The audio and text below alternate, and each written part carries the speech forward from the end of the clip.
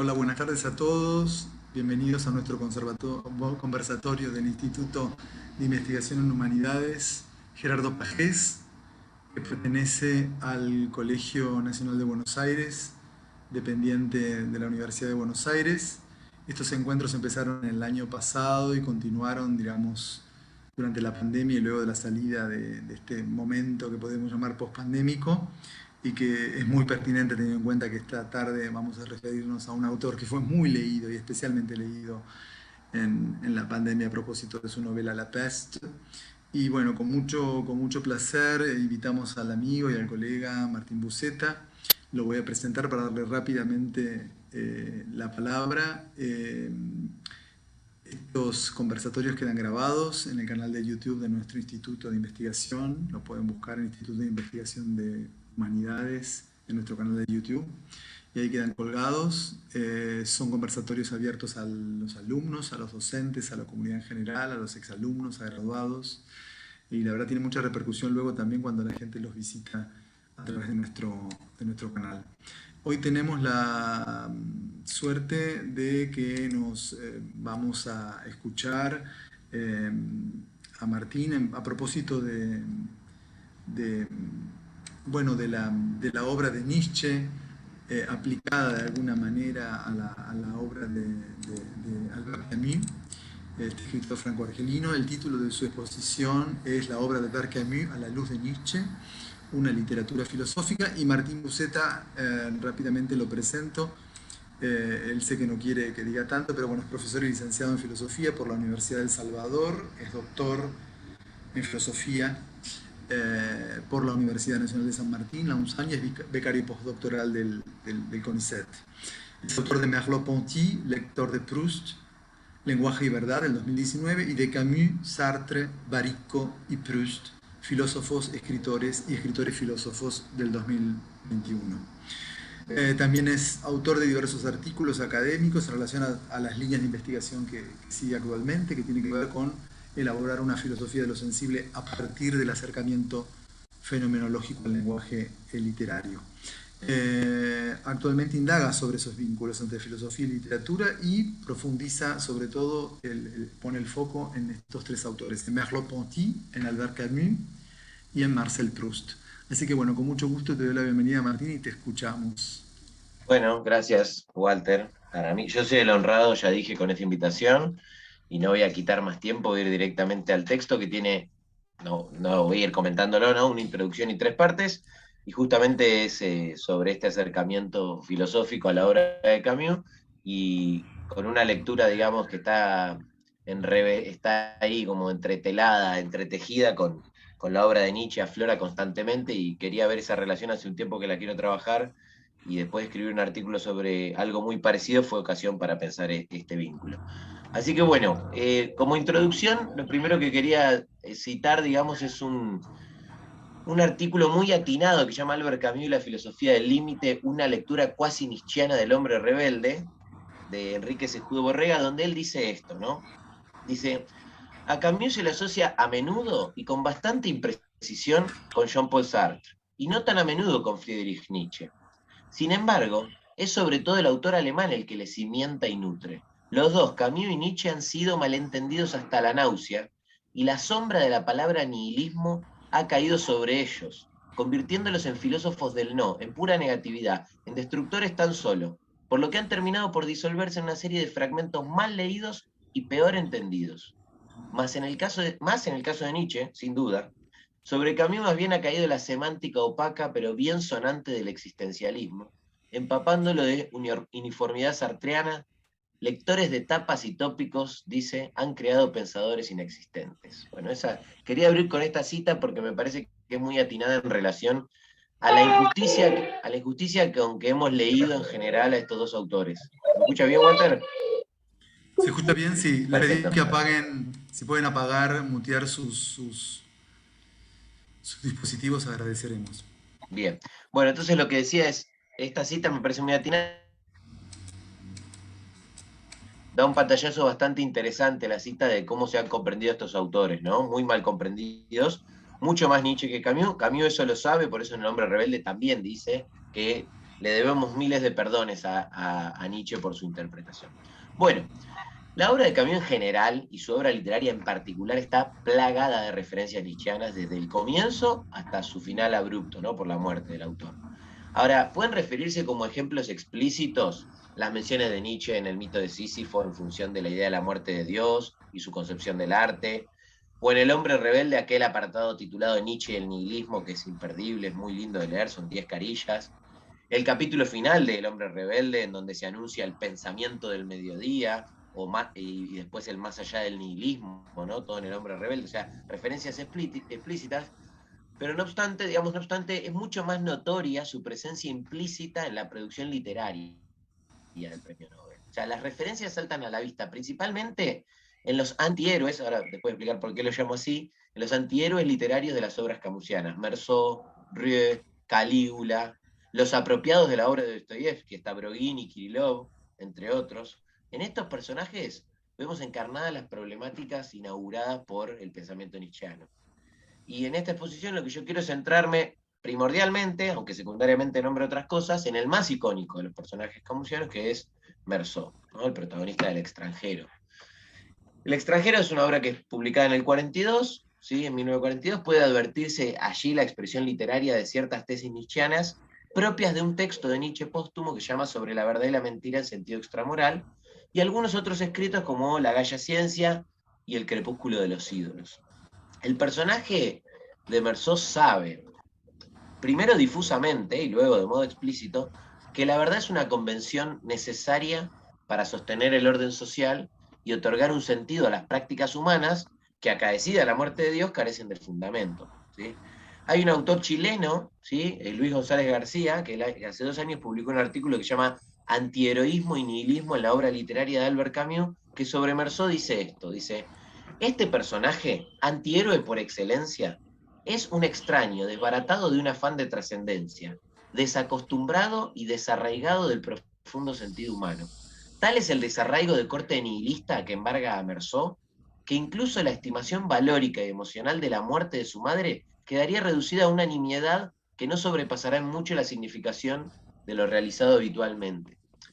Para poder comenzar este itinerario que propongo aquí en la introducción, entonces va a ser necesario primero exponer de un modo muy sucinto las tesis de Nietzsche en ese texto sobre la verdad y la mentira, y después ver la presencia de estos pasajes en la Nouvelle, en El extranjero de Camus, ¿sí? Entonces el primer punto se llama como la obra de Nietzsche, sobre la verdad y la mentira en sentido extramoral. Este texto póstumo de Nietzsche, que está escrito en 1873, va a sentar las bases de lo que va a ser su crítica al conocimiento y al concepto de verdad.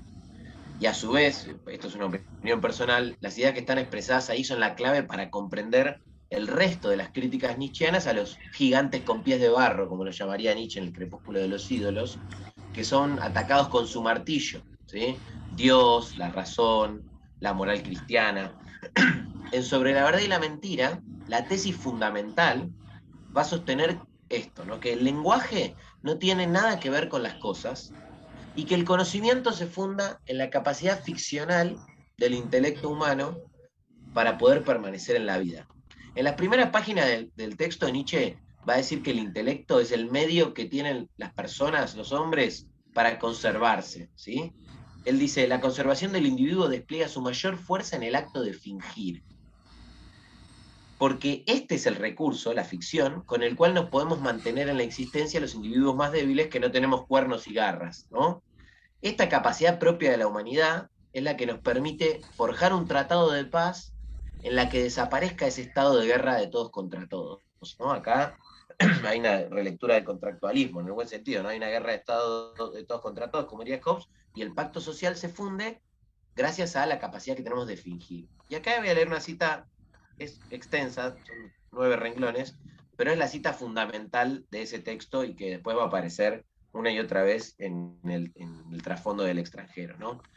Ahí Nietzsche dice, ¿no? Cuando se funda este pacto social, dice: en ese momento se fija, por ejemplo, lo que de ahí en adelante será verdad. Es decir, se inventará una designación de las cosas válida, general y obligatoria, y la legislación del lenguaje da también las primeras leyes de verdad. Allí surge por primera vez el contraste entre verdad y mentira. El mentiroso utiliza las designaciones válidas, las palabras, para que aparezca como real lo que no es tal.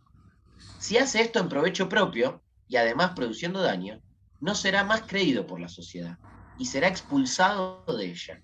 De este modo, los hombres tratan de evitar no tanto el ser engañados, sino el ser perjudicados por el engaño. En este nivel, no odian en el fondo al engaño, sino las consecuencias malas y hostiles de ciertos tipos de engaño. En un sentido limitado, en forma parecida, dice Nietzsche, y esto es lo importante, el hombre tampoco quiere la verdad, desea las consecuencias apropiadas y conservadoras de la vida que pueda traer la verdad. Fin de esa cita extensa e importante, ¿no? No queremos la verdad, sino las consecuencias apropiadas y conservadoras de la vida que puede traer la verdad.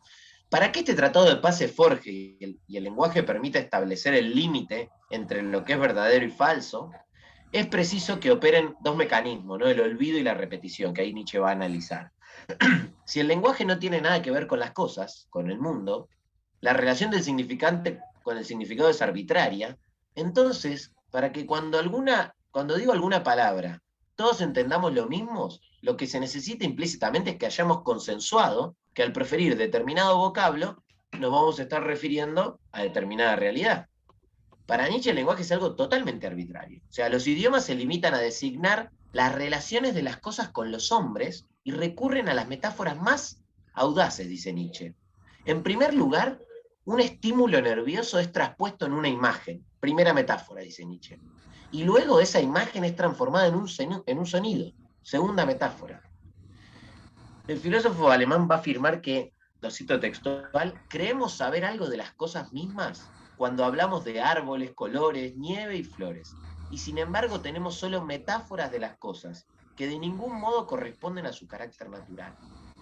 El lenguaje no refleja el mundo.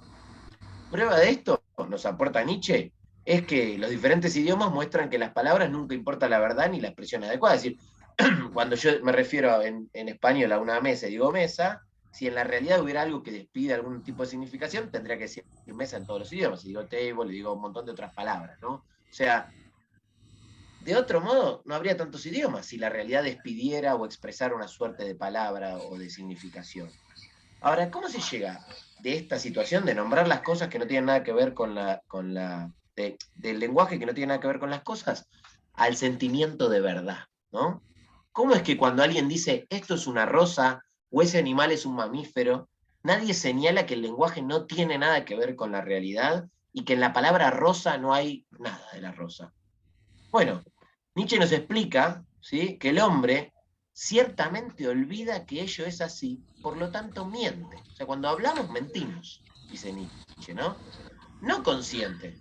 Y justo por esa inconsciencia, por ese olvido, llega el sentimiento de verdad. O sea, nos olvidamos de que estamos mintiendo cuando decimos esto es una rosa. La sociedad está obligada a establecer estas metáforas corrientes para poder existir. Es decir, está obligada a mentir según una firme convicción, dice Nietzsche.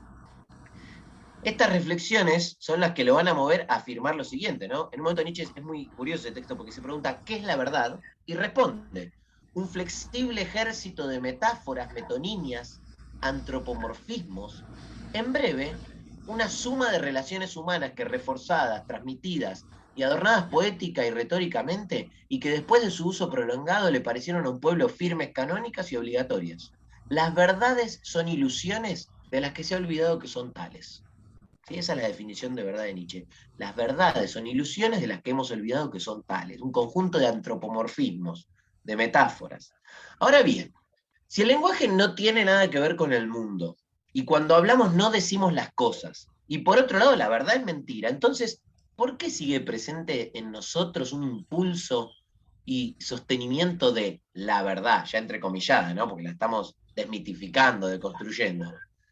Bueno, lo que ocurre es que frente a una existencia que es imprevisible, insegura, tal como lo advertía Nietzsche cuando hablaba en el origen de la tragedia en relación a la creación del Olimpo por parte de la cultura griega, necesitamos una pequeña balsa con que mantenernos a flote, en un orden estable, seguro, en el que nuestra existencia pueda comprenderse y avanzar.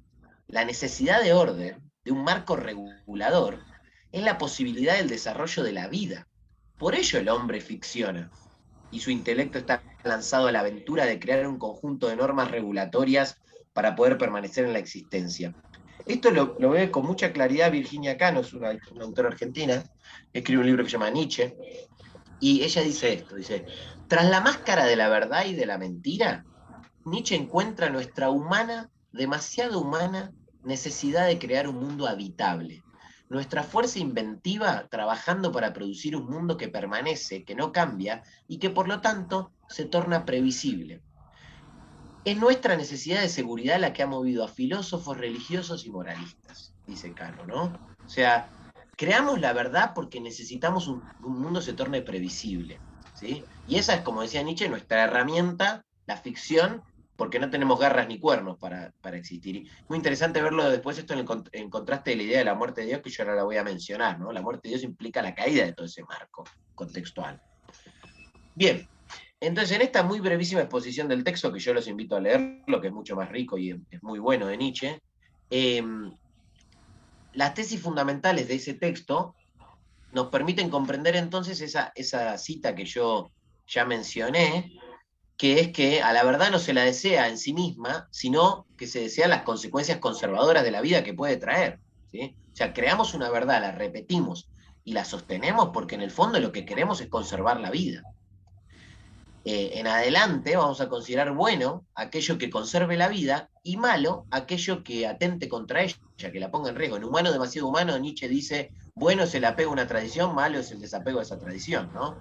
Cualquier amenaza contra el contrato que tenemos entre todos y que nos permite permanecer en la existencia debe ser expulsada del núcleo social, condenada, asesinada, y de ser posible públicamente. Eso lo agrego yo, ¿no?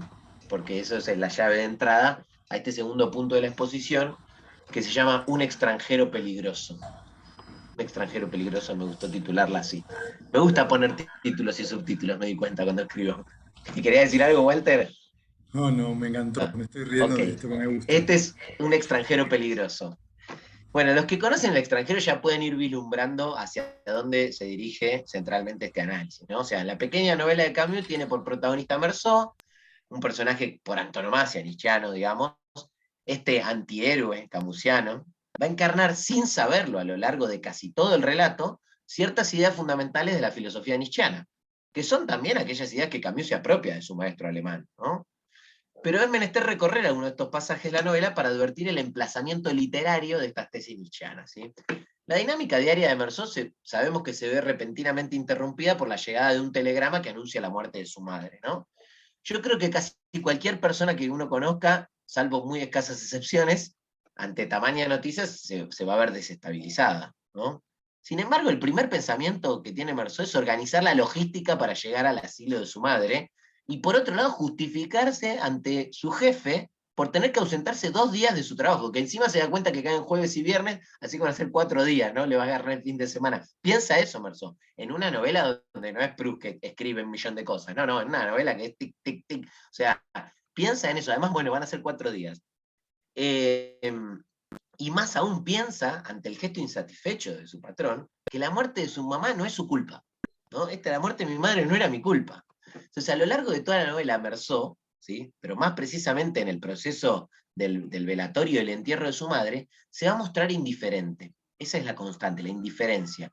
Incluso llega a dormirse y presta atención al último novio de su madre que está devastado, al café con leche que le sirven. En ningún momento dice sentir tristeza o angustia. No obstante, los pensionados compañeros de la difunta lloran y él en esa situación se siente juzgado. Es un detalle que está ahí, ¿no?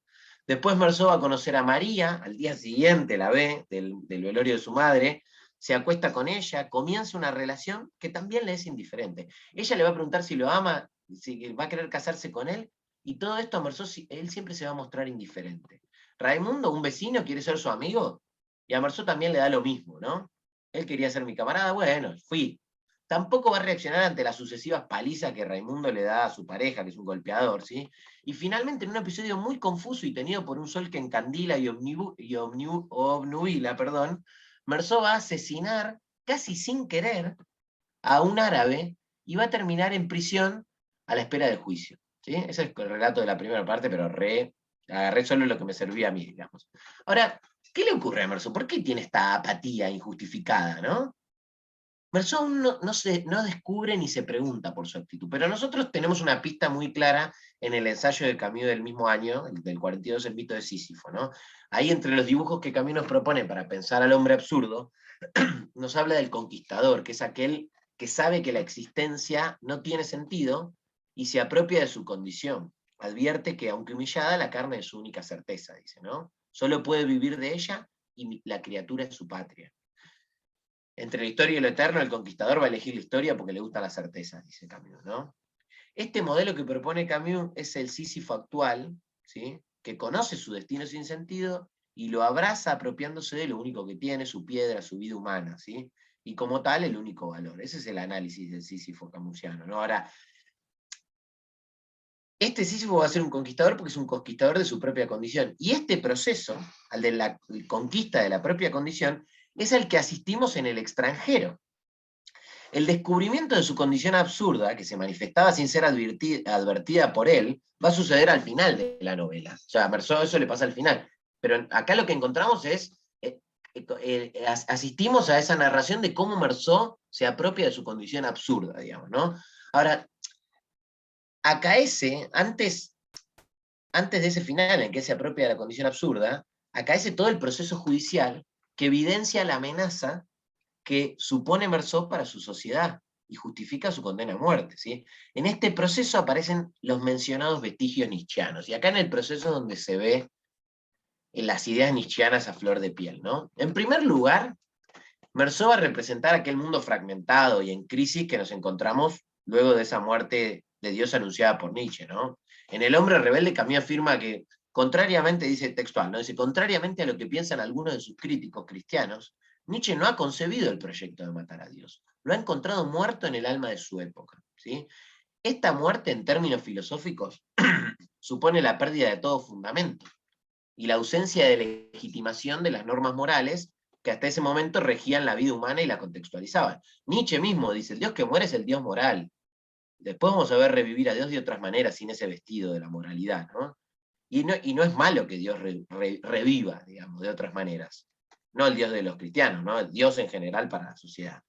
Ahora, en este sentido, tiene que comprenderse también, en este sentido de la pérdida de contexto, aquel grito del loco, de ese famosísimo parágrafo de la Gaia Ciencia, el 125, donde el loco decía, ¿no? Sigue habiendo un arriba y un abajo, no vamos cerrando como a través de una nada infinita, no viene continuamente la noche y más noche, no es necesario encender faroles por la mañana, ¿sí? Ese grito hace referencia, yo ahora no lo voy a anunciar mucho, pero ese parágrafo se puede leer cada frase, ¿no? Pero bueno, Dios es la luz del mundo, por eso el loco está con el farol a plena luz del día, porque no hay luz del mundo. Dios es lo que da contexto, Dios es lo que da, es justamente lo que da sentido, por eso el loco dice, no hay cada vez más vacío y más noche. Bueno, entonces esto, la pérdida del arriba y del abajo, no hay referencias. La muerte de Dios es la pérdida de referencia para la vida humana.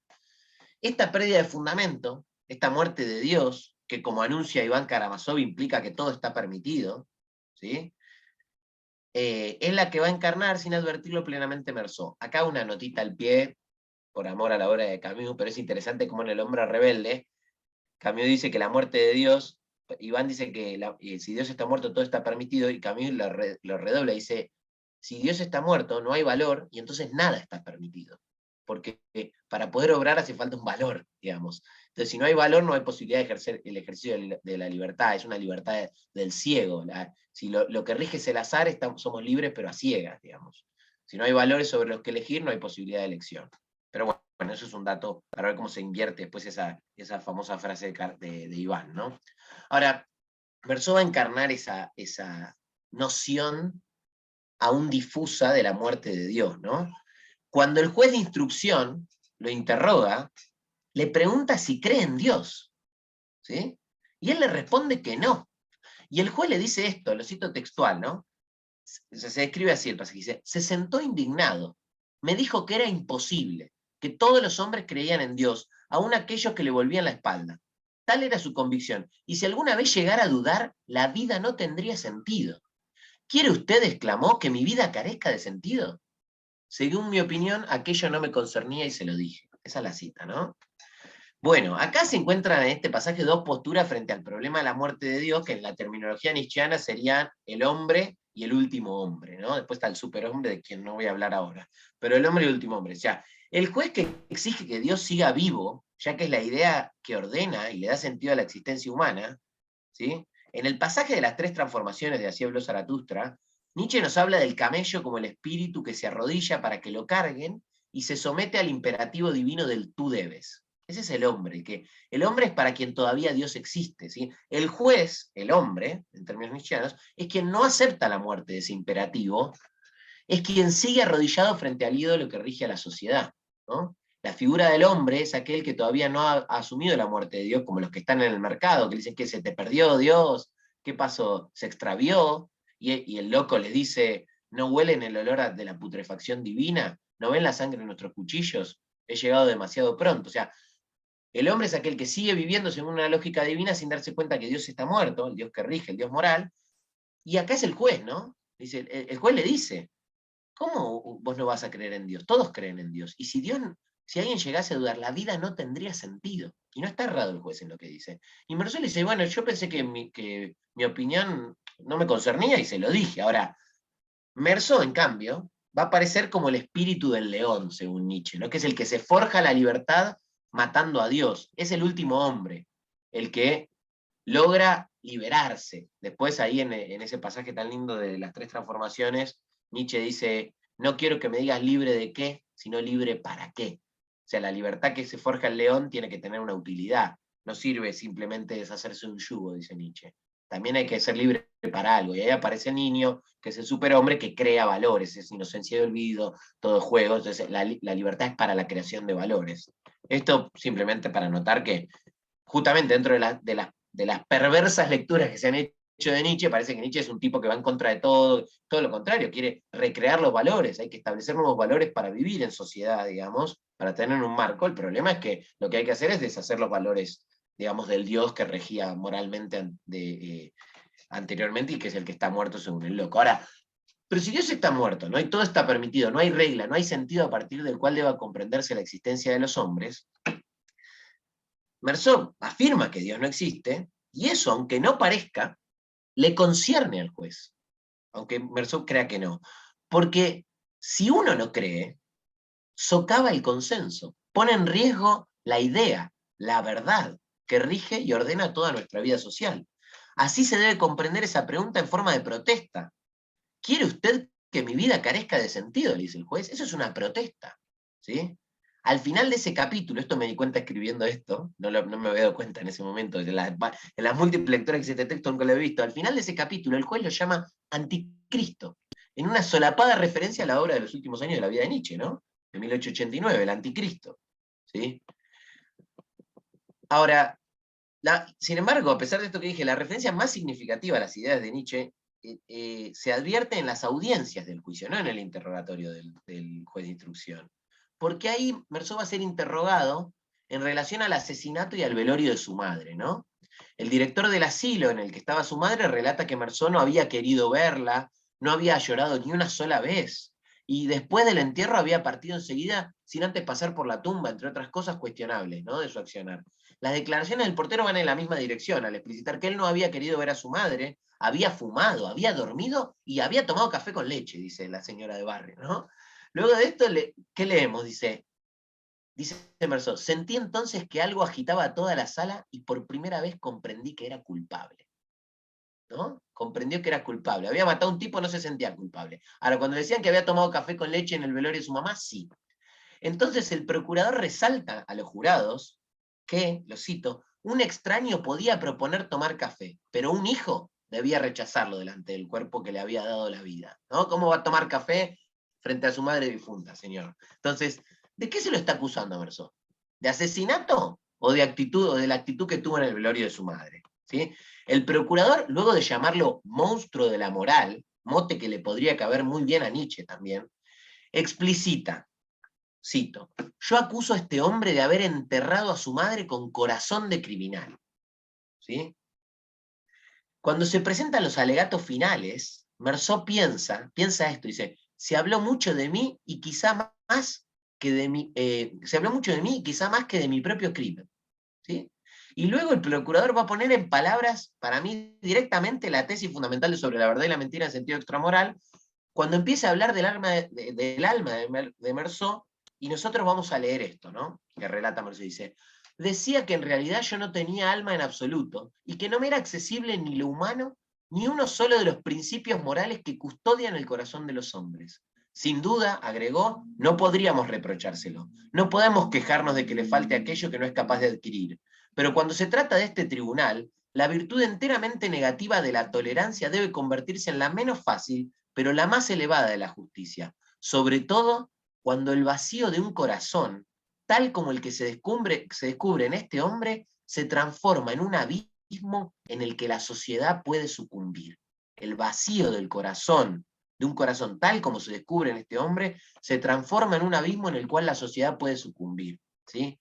He aquí, queridos y queridas oyentes, la real amenaza que supone Meursault. El problema no es el asesinato, sino la actitud que tiene en el velorio. Es una actitud contraria a lo que la moral manda. Deja en evidencia que él carece de los principios morales que custodian el corazón de los hombres, y por lo tanto el vacío de su corazón, la indiferencia ante las normas por todos aceptadas, se va a transformar en un abismo en que la sociedad puede sucumbir. O sea, Nietzsche explicaba que el problema de la mentira no era la mentira en sí misma, sino el perjuicio que ella generaba.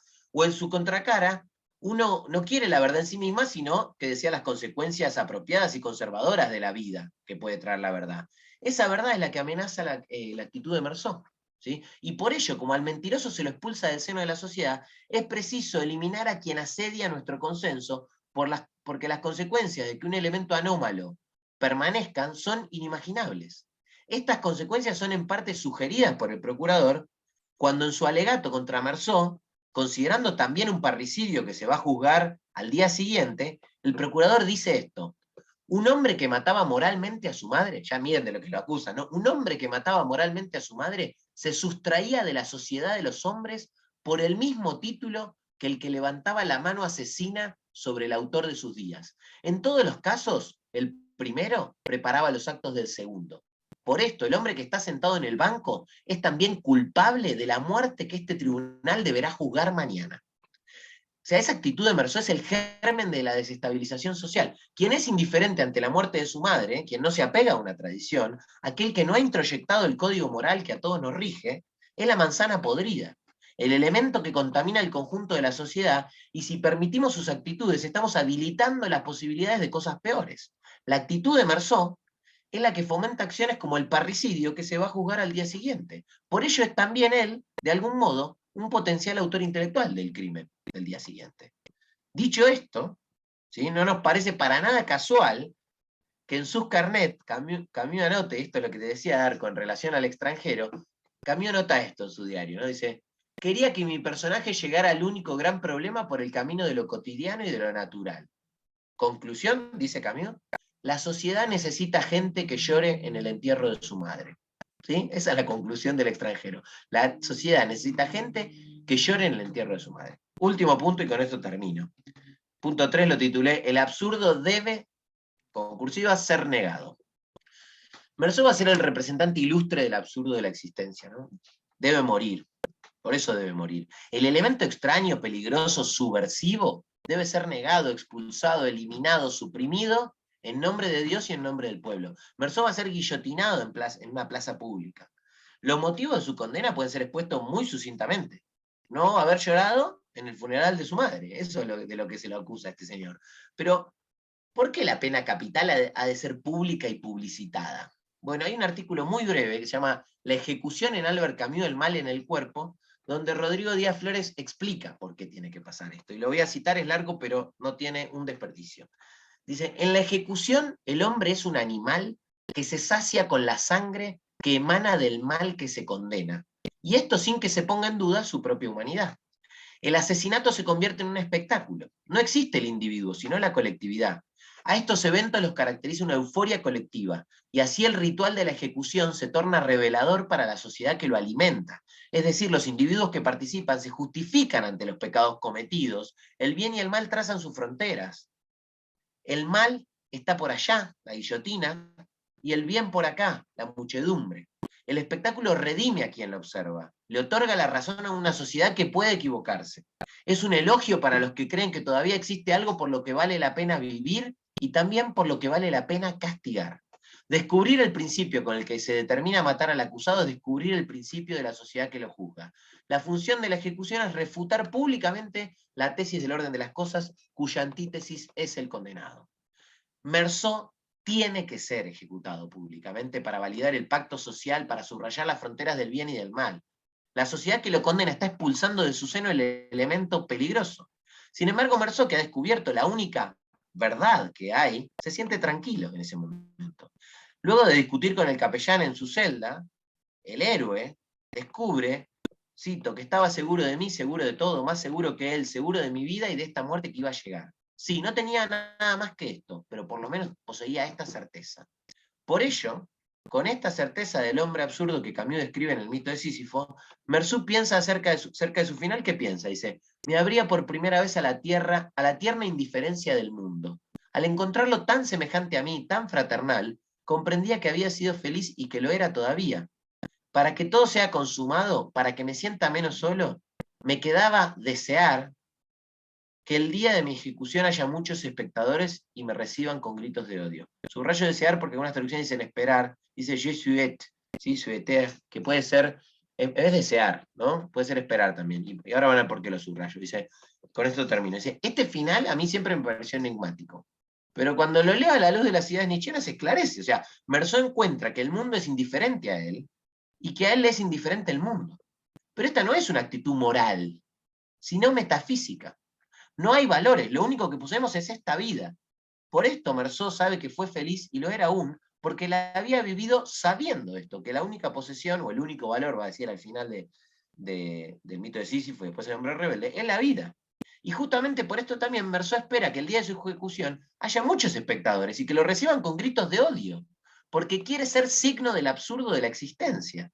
Quiere que su muerte sea de alguna manera un acto pedagógico en que se simbolice el absurdo de la existencia, en contraste con aquellos odiadores que reivindican un régimen legal ficticio. ¿Sí? Es el contraste con los odiadores que lo matan, que reivindican un régimen legal ficticio. No es casual que el último, con esto termino esta frase, si no es casual que el último pensamiento de Meursault sea el de desear algo, justo a él, a quien todo le parecía indiferente. El deseo es la llama propia de la vida. Hay vida allí donde hay deseo. Meursault, en su último grito, es como Nietzsche, es como Camus, un vitalista.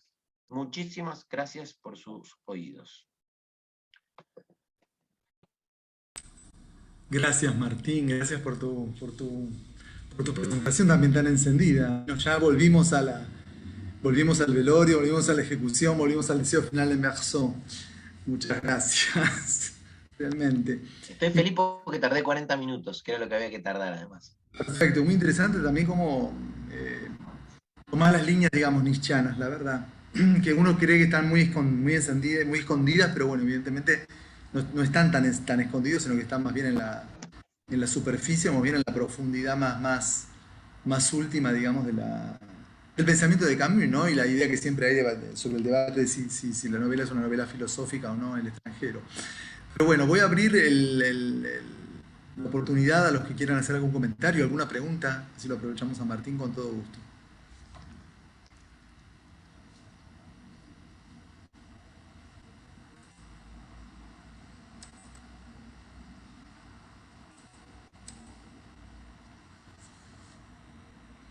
Si no, yo tengo uno y profundizaría un poco más en esto que me dijiste de que los libros, digamos, ¿qué deberíamos leer para relacionar a Camus con Nietzsche?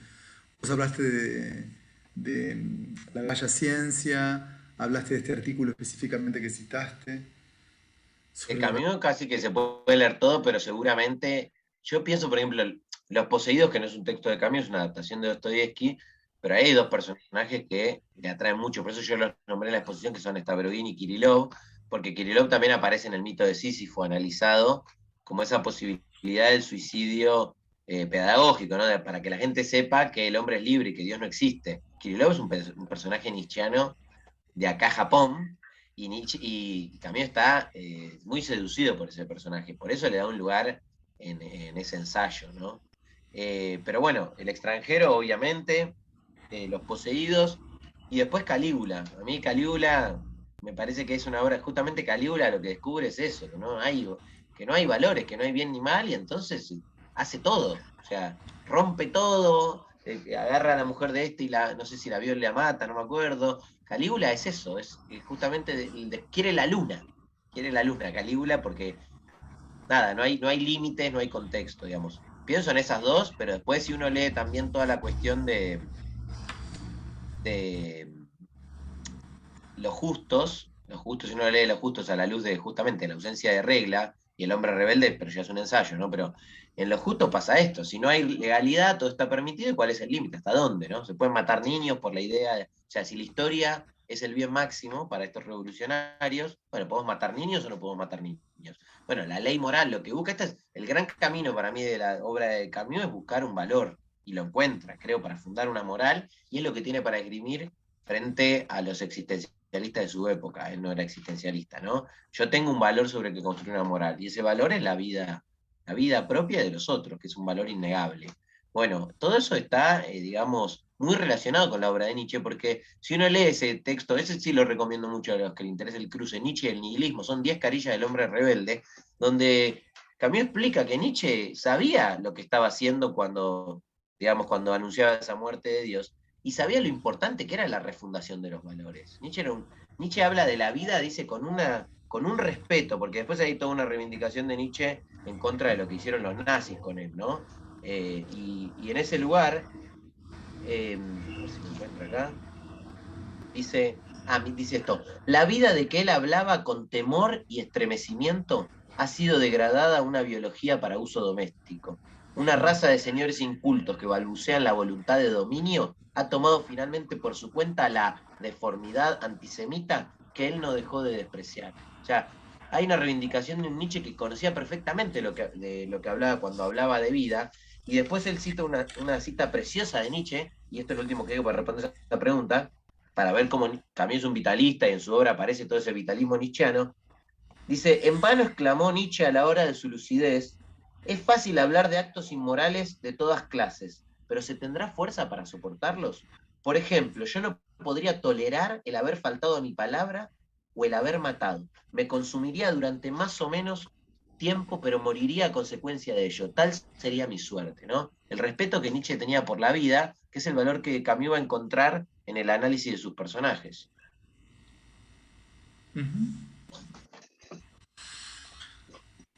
Martín.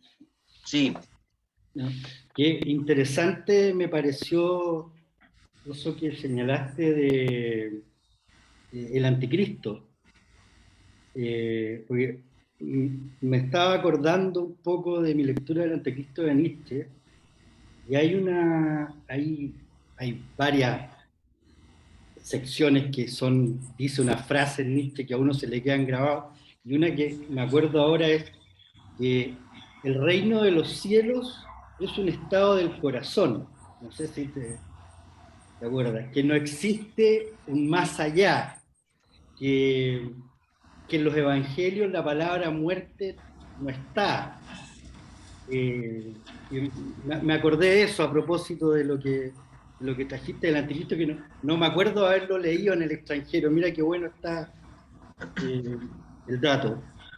No, en relación a eso, perdón, viene una pregunta. Dale.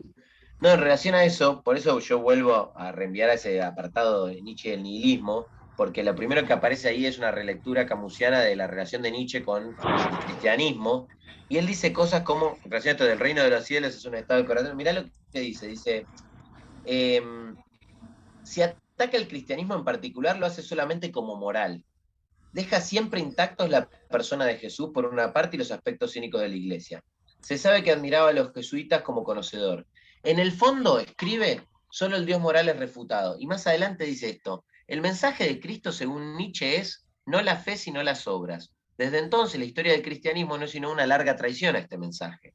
El Nuevo Testamento está ya corrompido y desde Pablo hasta los concilios el servicio de la fe hace olvidar las obras. ¿Cuál es la corrupción profunda que el cristianismo agrega al mensaje de su maestro? La idea de juicio ajena a la enseñanza de Cristo y las nociones correlativas de castigo y recompensa.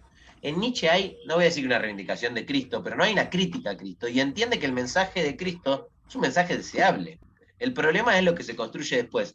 Y en función del reino como estado del corazón, si uno piensa en el mensaje evangélico, el reino de los cielos tiene que ver con una forma de vida, ¿sí? Independientemente de la creencia trascendente que uno pueda tener o no en un reino de los cielos post-mortem, digamos, el reino de los cielos es algo que empieza para los cristianos en este mundo, y es algo que tiene que ver con vivir de una manera en este mundo, y Nietzsche comprende perfectamente ese mensaje. El problema es los cristianos, dice que después fundaron la iglesia sobre el sepulcro de Cristo para que nunca resucite, dice, pusieron las piedras ahí arriba. Claro, y dice además, me acordé a propósito de Cristo, que el único cristiano murió en la cruz. Sí, sí. Dice también en el El Anticristo. único cristiano murió en la cruz, dice. Sí. El único cristiano que existió murió en la cruz. Después vinieron San Pablo, que es el primer fariseo de los cristianos, dice Nietzsche, ¿no? El que le mete todo el conjunto legal, ¿no? Habla de cosas que Cristo nunca habló, de la fornicación, del adulterio, o no de las que habló, por lo menos explícitamente, digamos. Y es verdad que si uno lee los evangelios es difícil encontrar un montón de normas morales explícitas. La única prohibición grande que aparece es el pecado contra Espíritu, la blasfemia contra el Espíritu Santo. Pero después la ley es propositiva. Amar a Dios y al prójimo, ahí se resume toda la ley. No aparece o sea, cuando incluso lo quieren poner contra las cuerdas, dice, bueno, pero si se murió y la viuda se casa con el hermano, ¿con qué esposo va a resucitar? Y Jesús se lo saca encima diciendo, los legalismos acá no, digamos, pasa por otro lado la cosa. Por eso Nietzsche hace esa crítica de San Pablo. Y además es muy interesante Nietzsche porque como su padre era pastor y era muy conocedor de los textos bíblicos, no tocaba de oído.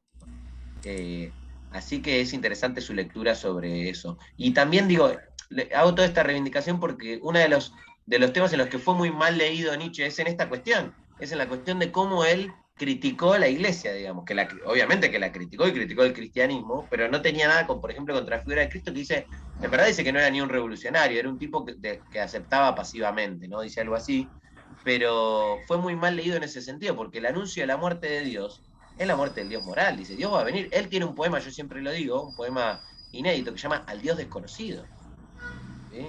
En busca de nuevos dioses a los barcos. Hay que tener dioses en la sociedad. El problema es qué significan y cómo operan. Mario, ibas a preguntar algo, ¿no? Que desmuteaste antes. No. ¿Puede ser, Mario, que habías desmuteado para preguntar o...?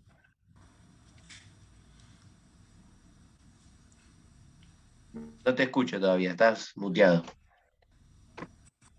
No, me está hablando y no lo escucho, pobre. A ver, no, si lo podemos desmutear No. nosotros. Está muteado, ahí está, ahora sí. Ahora sí, ahora sí. No, una pregunta con cierta argumentación, porque de joven no es nietzscheano cuando se empieza, no, en mi caso, por lo menos cuando empieza a intentar criticar la sociedad, desarrollar un perfil, digamos, solidario y sobre todo profundizar una crítica a partir de esta idea del conocimiento crítico, etc. Con los años me di cuenta, por lo menos así lo pienso ahora, que el perfil de Nietzsche, la argumentación de Nietzsche, forma parte de una cierta, yo le llamo literatura de la resignación, junto con Sorel, con Proudhon, Schopenhauer y tantos otros, Dostoyevsky. Bueno, no soy especialista en ninguno de estos, pero yo entiendo que incluso vos hablabas de su relación con la vida y su reflexión sobre la vida.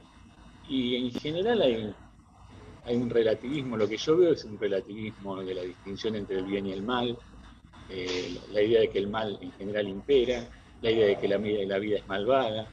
O sea, yo creo que se han construido durante la modernidad, digamos, en estas fases, parte de la modernidad, siglo XIX, XX, una serie de, digamos, afirmaciones, aforismos, poesía, fábulas, novelas que narraban lo inevitable de la resignación.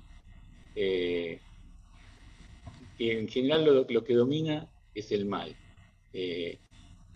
Nada es más, Nietzsche, recuerdo que había dicho en algún texto, nada es más irritante que el optimismo, y se refería al optimismo por vivir, de vivir.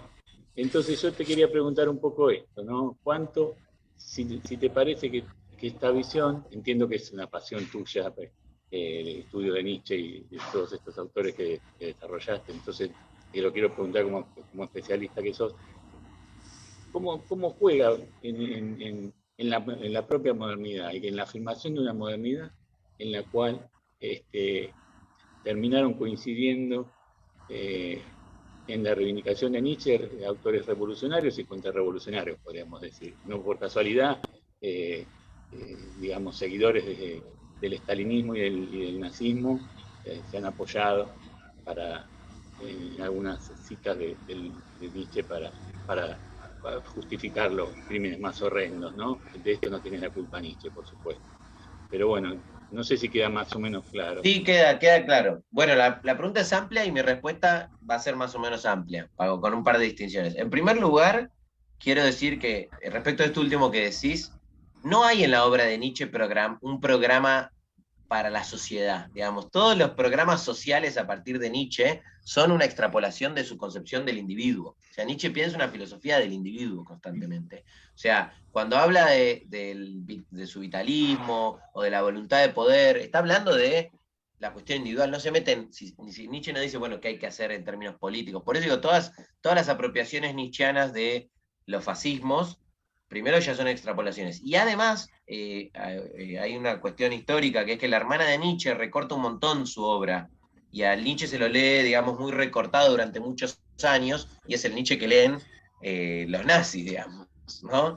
Después, o sea, la hermana le metió una mano terrible a los póstumos, que después, por suerte, fueron publicados correctamente, y entonces ahí se entiende la malinterpretación de algunos pasajes. De todos modos, igual es una lectura muy injusta de su obra. Eso respecto de lo último que me dijiste.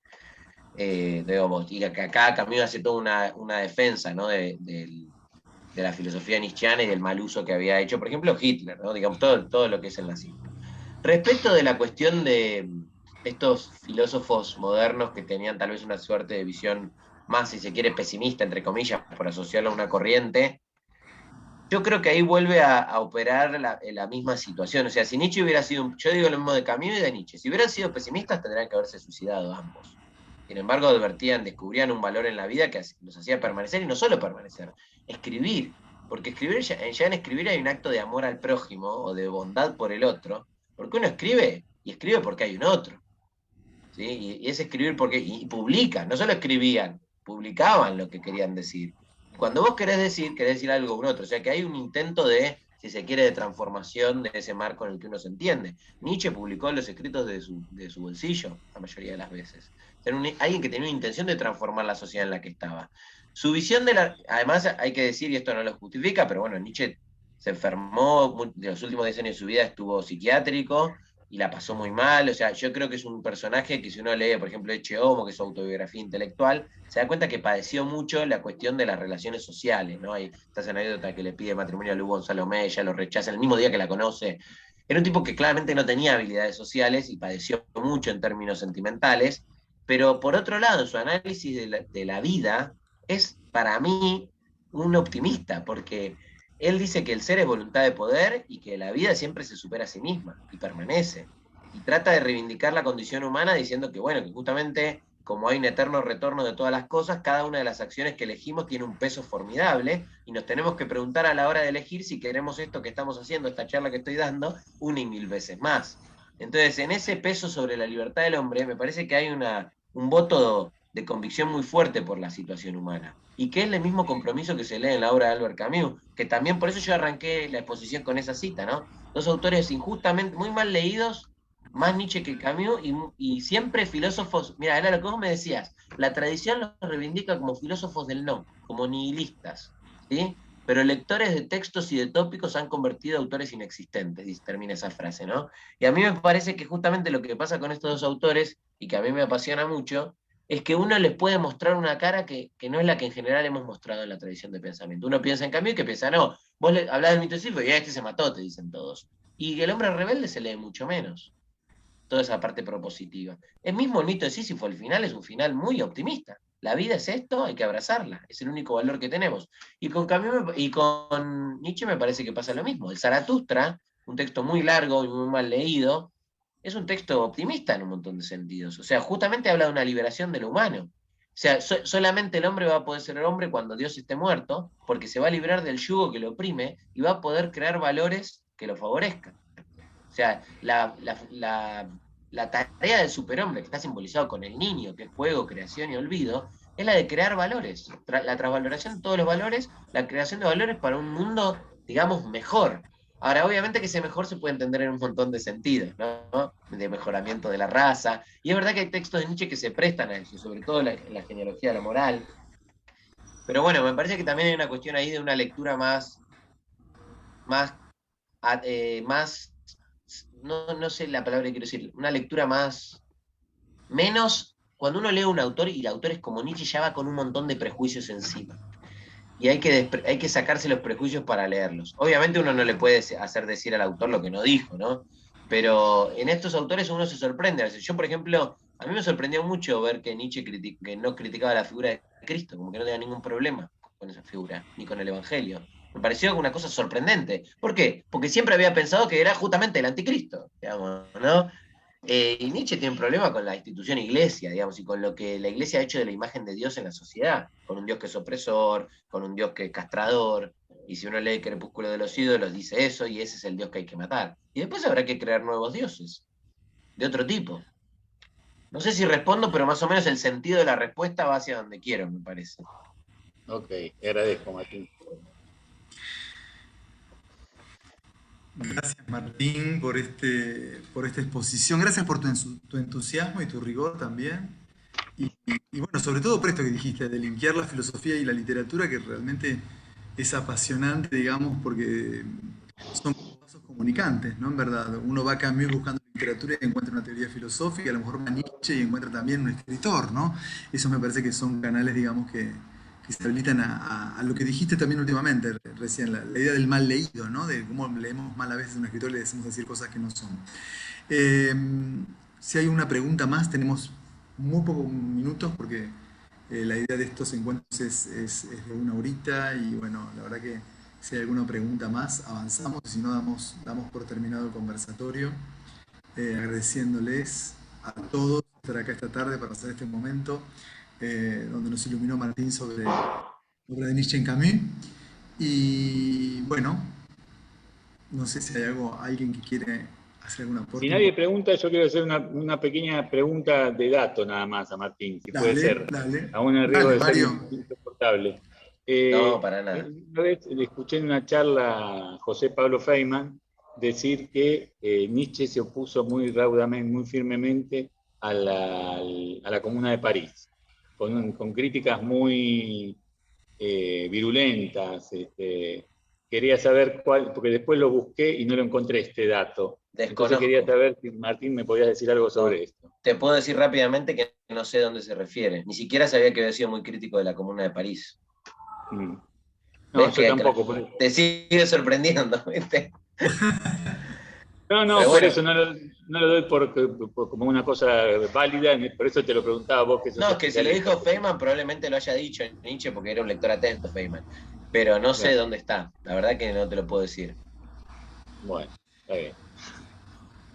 Quiero decirles que bueno, estuvieron acá acompañándonos integrantes del Instituto de Investigación de Humanidades, entre ellos, desde el punto de vista de la psicología, Mario Larroca, también estuvo la profesora Pesolano, que nos acompañaron.